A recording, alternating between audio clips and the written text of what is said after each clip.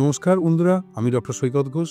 আজকে আপনাদের সঙ্গে আলোচনা করতে এসেছি একটা নিত্যদিনের সমস্যা নিয়ে, যেটা হয়তো আমরা প্রত্যেকেই কম বেশি ফেস করি। সেটা হলো আমাদের পায়ের মাসল বা শিরা টেনে ধরা। সেটা জেনারেলি বেশিরভাগ ক্ষেত্রে রাত্রের দিকে ঘটে। এই ধরনের যদি কোনো সমস্যা আপনার হঠাৎ করে হয়, তাহলে কি করবেন? প্রথম কথা হচ্ছে যে এই ধরনের সমস্যা হবার কারণটা আগে জেনে নিন।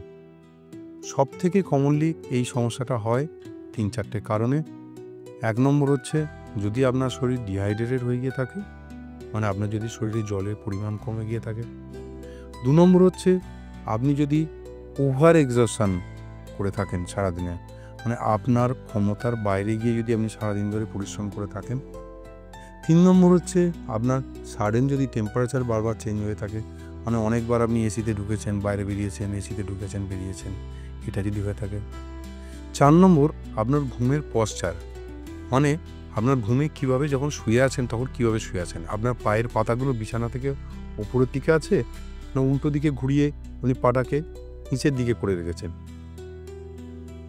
এই জিনিসগুলো, ছোট্ট ছোট্ট জিনিসগুলো যদি আমরা খেয়াল রাখি, মানে আমরা পর্যাপ্ত পরিমাণে জল খাই, বারবার ঠান্ডা গরম না করি, আমরা যদি আমাদের শোবার সময় পায়ের পাতাটা ওপর দিকে করে রেখে শুই, তাহলে কিন্তু আমরা এটা হওয়াটাই অনেকটা আটকে দিতে পারবো।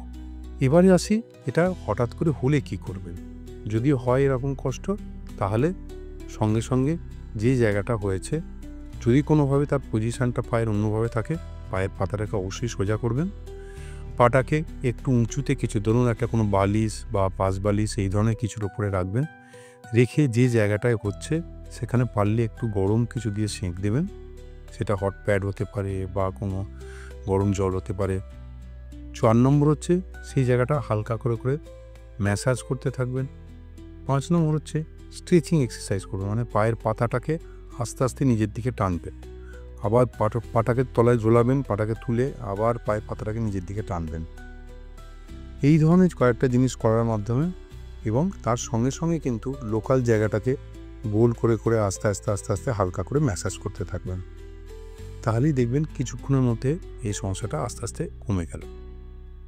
তবে যদি কোনো কারণে এই সবকটা মেজার নেওয়ার পরেও জায়গাটা ব্যথাটা না যায় এবং আরও উত্তরোত্তর টেনে ধরতে থাকে, তাহলে কিন্তু প্রথমেই বেশ খানিকটা পরিমাণে ওআরএস জাতীয় জল খাবেন, কারণ আপনার শরীর থেকে জল এবং বিভিন্ন রকমের সল্ট কমে যাওয়ার জন্য এটা কিন্তু প্রচুর পরিমাণে হতে পারে।